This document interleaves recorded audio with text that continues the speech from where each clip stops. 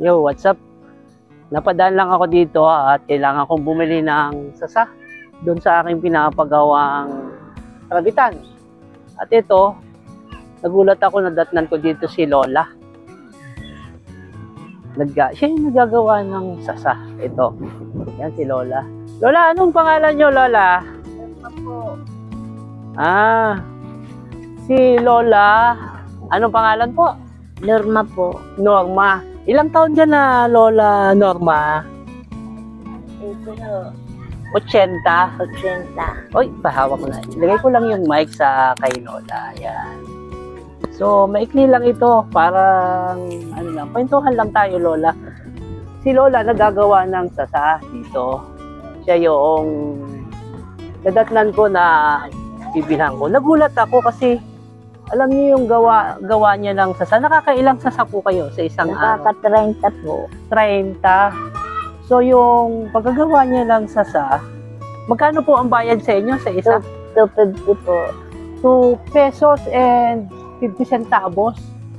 So, nakaka-30 siya. Ang kailangan lang ni Lola, bakit nagagawa kayo ng sasa samantalang okay na ba sa inyo yung kita nyo na 250? 2 pesos and 50 centavos, ita-times natin ng 30. So, magkano lang yun? About 75 pesos, no? So, ano yung,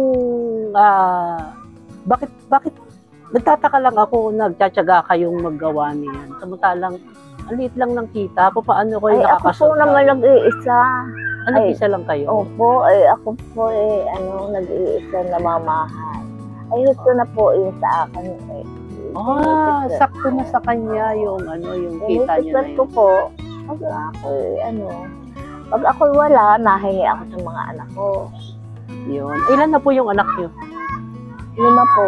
5. So, asa na sila ngayon? May mga asawa na po naman. Anak ko po, ayan, 2. Ay, si ate, siya yung kausap ko, yung anak niya. Yan. Halika dito, ate. Kwentuhan tayo. Anong sasabi mo kay nanay? Kasi si nanay, 80 years old na. Tapos ang sipag niya pa. Yun. Ay, nanghihina po ako pag ako nakapermi sa bahay. Ayaw po niya tumigil. Kahit hindi namin pag-anong po, ayaw Ganun. ng So, nakakatuwa naman si nanay, no? Kumbaga sa imbis na aasa sa, kasali po kayo sa mga tupad, ganon. Hindi po. Hindi. Ganon. Senior po. Sa senior lang. So, nandito pala tayo sa barangay Buhay na Sapa, dito sa San Juan, Batangas. At dito nga ako napadpad dahil naghahanap ako ng sasa na gagamitin sa aking bubong ng rabitan na pinapagawa ko doon sa aking farm.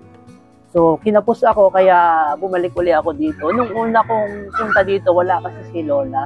Ngayon, natsyempohan ko siya na gumagawa ng sasa. gawain. Yari po ang nadatnan niya. Yun. Siya talaga yung nagyayari. Ako po, nagyari na So, Kami lang po dito ang nagagawa niya. sipag nyo naman, Lola. Sana pag tumanda din ka, bida din kami ng 80, malakas pa. Wala pa kayong sakit. Tataas Natas. Naha-high blood. Baka naman pinapainit niyo yung ulo, kaya naha-high blood. Hindi naman po. po. Na may ganyan na nagagawang ganyan, 50 centavos po po ang ganyan dati. 50 Ako po centavos nang pa. mabalo. Nung inabutan ko, Ay, bigti ako sa wali ng aking asawa. Pagkakaalis ng asawa ko, paparoon ako sa sasahan at ako mag-aaral. Sabi ko, nagagalit sa akin. Sabi ko, ay huwag naman ihahampong at ikaw ang Nagagalit pa sa inyo? napauna. Nagagalit sa inyo. Paano naman kami? Wala kami alam na hanap buhay. Kundi umasa sa iyo, sa mga anak. Ay hindi, at ako maghahanap buhay biski pag-arini. Ang galing nyo naman. Sana pag... naman po hindi talaga aming negosyo. Hindi po ito talaga aming negosyo. Kanino po? Namatay po yung may negosyo niyan, sinali sa akin. Sinali sa namin.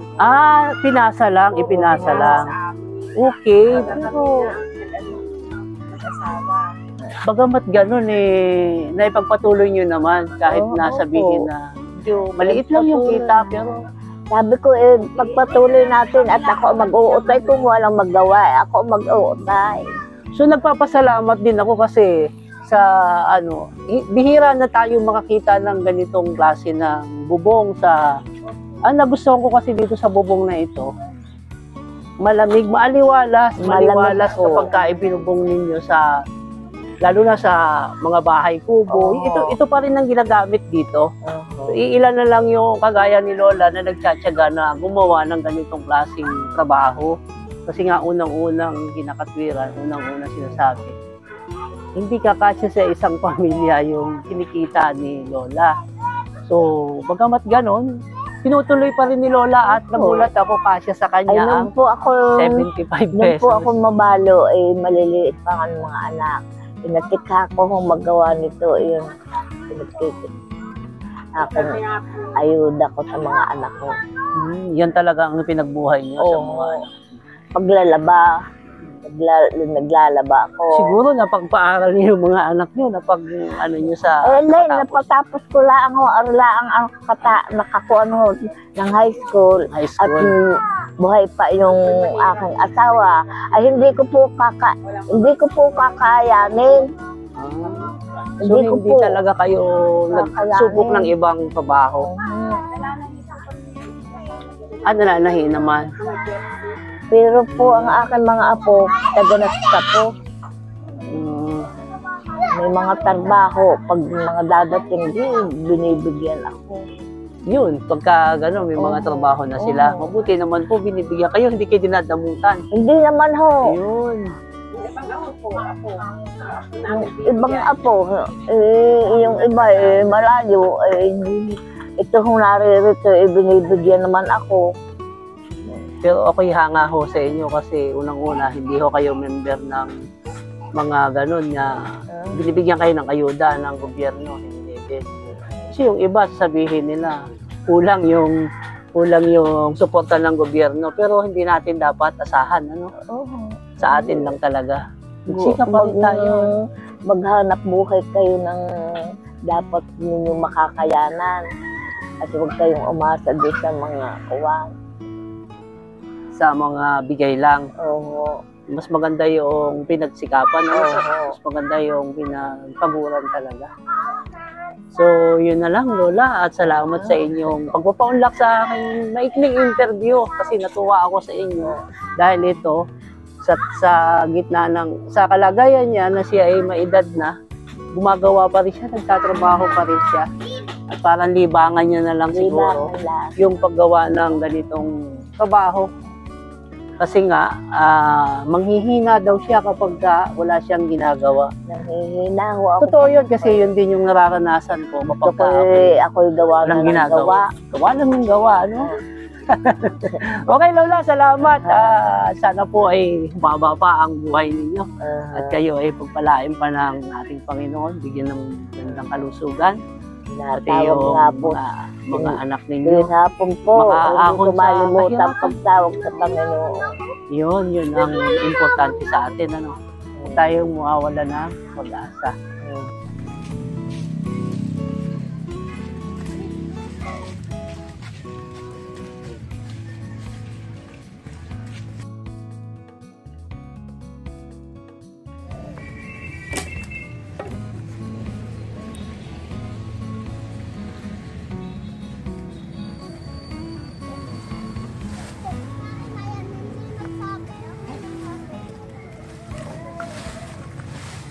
So, sila yung mga anak ni Lola. Yan. Anong pangalan mo, ate? Cory Espinosa.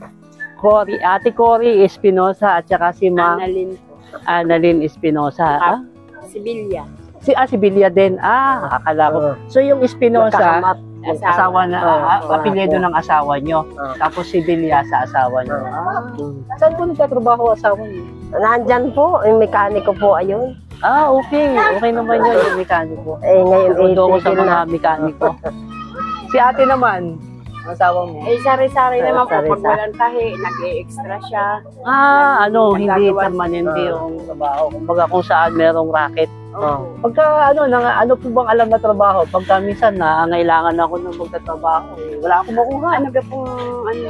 So, kailangan ko minsan ng karpintero, kailangan ko minsan ng mason. Opo, yung asawa na rin. Yun. Nagawa sila ng bahay doon sa kabila po. So, pagka kailangan ko, anuhan ko kayo, sabihan ko kayo. Yan. Opo. Yun. Baka paano makatulong din ako sa inyo. Ano po? Salamat po sa inyong pagpapa-unlock sa akin. Sige po. Thank you.